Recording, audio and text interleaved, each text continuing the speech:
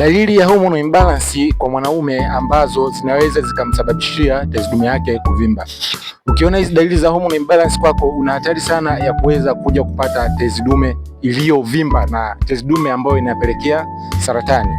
Ukaja ukaona dalili ya kukosa nguvu za kiume, hiyo ni dalili mojawapo ya hormone imbalance.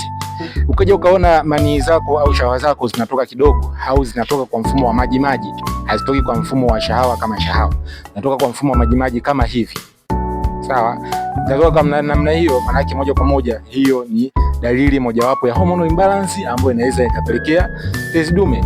Ukaja ukaona unahisi miwasho mingi sana kwenye uume wako au kwenye korodani wakati wote wa kukojoa, usiwa kukojoa, miwasho mingi sana kwenye uume wako, maana yake hiyo ni dalili ya tezi dume, ya hormone imbalance ambayo inaenda kwenye tezi dume.